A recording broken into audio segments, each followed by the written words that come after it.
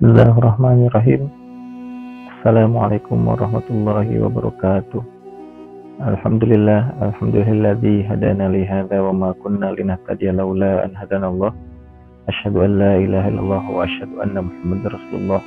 Allahumma shalli ala Muhammad wa ala alihi wa ashabihi ajma'in. Amma ba'du. Pada masa jahiliyah, sebelum Rasulullah diutus menjadi seorang rasul, hiduplah seorang yang bernama Hatim At-Thai. Hatim At-Thai adalah seorang kepala suku yang dikenal sangat dermawan. Salah satu kisahnya yang terkenal adalah ketika suatu hari seorang yang iri dan dengki pada Hatim At-Thai ingin membunuh Hatim At-Thai. Dia mengutus seorang algojo atau pembunuh bayaran untuk membunuh Hatim At-Thai dan menyerahkan kepalanya. Sang algojo atau pembunuh bayaran memacu kudanya menuju tempat Hatim At-Thai berada. Tapi sesungguhnya dia tidak tahu di mana dia berada. Oleh karena itu, dia berjalan menuju satu tempat yang diyakini di sana Hatim At-Thai tinggal. Tetapi di tengah perjalanan, sang pembunuh bayaran ini kemalaman dan dia singgah di sebuah rumah yang sederhana dan berniat untuk tinggal sementara satu malam di sana. Dia mengetuk pintunya. "Wahai Kisanak, bolehkah aku malam ini menginap di rumahmu?" Tanpa banyak tanya, si tuan rumah langsung mempersilahkan. "Oh, silakan. Pintu ini terbuka, rumah ini terbuka untuk siapa saja yang ingin menginap. Silahkan. Tapi kalau boleh tahu, apa niat Anda sehingga kemalaman di jalan?" Sang pembunuh bayaran tadi secara jujur mengatakan bahwa dia sebetulnya dalam perjalanan untuk menemui seseorang yang bernama Hatim At-Thai. Dia memiliki misi untuk membunuhnya, tetapi dia kemalaman sehingga dia perlu untuk menginap dan besok akan melakukan tugasnya. Sang tuan rumah lalu mempersilahkan, bahkan menyiapkan air untuk mandi, menyiapkan minuman hangat, dan bahkan sop yang hangat. Setelah sang tamu mandi dan mengganti baju, lalu dipersilahkan untuk menyantap hidangan malam yang sudah disiapkan. Sambil menikmati sop yang hangat, sang tamu bertanya pada tuan rumah, "Wahai tuan rumah, apakah engkau tahu di mana Hatim At-Thai berada? Karena besok aku harus menemuinya dan menunaikan tugasku." Sang tuan rumah menjawab, "Oh, aku tahu. Orang yang kau cari tinggal tidak jauh dari sini, dan dia memiliki satu kebun kurma. Dan biasanya besok pagi menuju siang dia akan duduk menyandar di salah satu pohon kurmanya, dan dia biasanya menutup kepalanya. Temui saja dia di sana. Dan ketika matahari pagi terbit, sang pembunuh bayaran memacu kudanya menuju kebun kurma yang disebutkan oleh sang tuan rumah.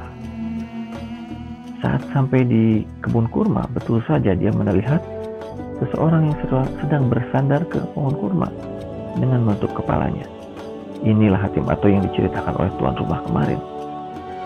Tanpa pikir panjang, dia langsung menghunus pedangnya dan siap untuk menebas leher Hatim At-Thai.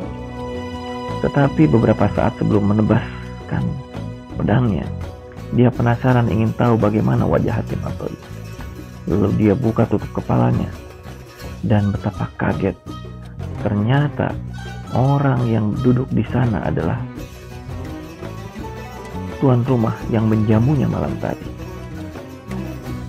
Dengan keheranan, sang pembunuh bayaran bertanya, "Apakah engkau Hatim At-Thai? Bukankah engkau adalah orang yang menjamuku malam tadi?" Lelaki yang bernama Hatim At-Thai itu mengatakan, "Ya, aku Hatim At-Thai, dan akulah yang menjamumu malam tadi. Aku ingin membantumu untuk menunaikan tugasmu. Silahkan tebaslah leherku, aku sudah siap. Tentu saja sang pembunuh bayaran luluh melihat orang semulia Hatim At-Thoi, orang yang memuliakan tamu, bahkan tamu yang akan membunuhnya. Dia urungkan niatnya dan dia memohon maaf kepada Hatim At-Thoi, dan dia kembali menemui orang yang menugaskan untuk membunuh Hatim At-Thoi dan menceritakan betapa mulia Hatim At-Thoi. Tak mungkin dia membunuh seseorang yang mulia seperti itu. Nah, itulah cerita seorang bernama Hatim At-Thoi yang memiliki hati yang mulia, yang memuliakan tamunya, bahkan memuliakan orang yang akan membunuhnya. Tak heran jika Hatim At-Thoi dikenal sebagai orang yang mulia karena kedermawanannya. Dia dermawan terhadap semua orang, bahkan dermawan pada orang yang akan mencelakakan. Kita memasuki bulan Ramadan, dan saat Ramadan tiba, kita sering mengungkapkan sebuah ungkapan Ramadan Karim. Karim artinya adalah mulia, dan arti yang lain dari Karim adalah dermawan. Karim adalah salah satu dari Asmaul Husna yang berarti dermawan. Memiliki tiga arti. Pertama, memberikan yang diminta. Yang kedua, memberikan yang tidak diminta. Dan yang ketiga, memberikan sesuatu yang berbeda dari yang diminta, tetapi itu lebih baik dari yang diminta. Hatim At-Thoi adalah seorang yang karim, yang mulia karena dia dermawan. Dia memberikan apa yang diminta, yaitu memberikan perlindungan, memberikan tempat menginap, dan memberikan juga yang tidak diminta, yaitu makanan, sop panas, dan keramah tamahan. Juga memberikan sesuatu yang bahkan sulit untuk dikabulkan, yaitu menunjukkan di mana Hatim At-Thoi berada dan menunjukkan pada seseorang yang akan membunuh dirinya. Ini adalah kemuliaan yang luar biasa. Maka tak heran jika Hatim At-Thoi dalam sejarah bangsa Arab dikenal sebagai orang yang mulia. Bahkan ada ungkapan orang-orang yang dermawan selalu dikaitkan dengan sikap Hatim At-Thoi. Jika adalah seorang yang dermawan, maka sering disebutkan akramu min Thoi min Hatim, lebih mulia dari Hatim. Jadi Hatim selalu diidentikan dengan kemuliaan dan kedermawanan. Pada bulan Ramadan kali ini, mari kita menjadi orang yang mulia, menjadi karim, sebagaimana ungkapan Ramadan Karim. Ramadan bulan yang mulia, bulan yang memuliakan dan membuat kita mulia di dalamnya, yaitu dengan cara memuliakan orang lain. Dengan cara memuliakan orang lain, salah satunya adalah dengan menjadi seorang dermawan. Nah,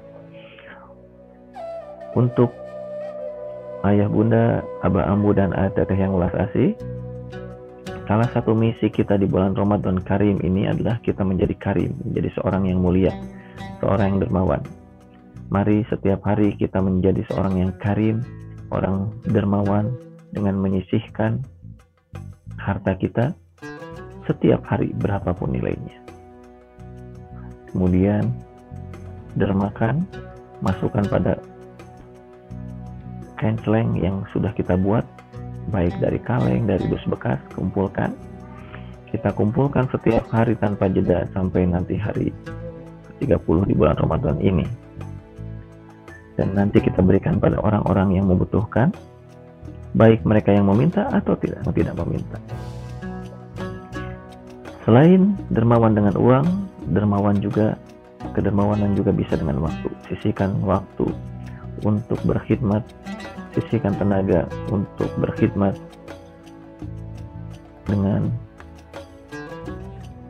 membereskan rumah, dengan mengambil sampah yang tercecer dan memasukkannya ke tempat sampah.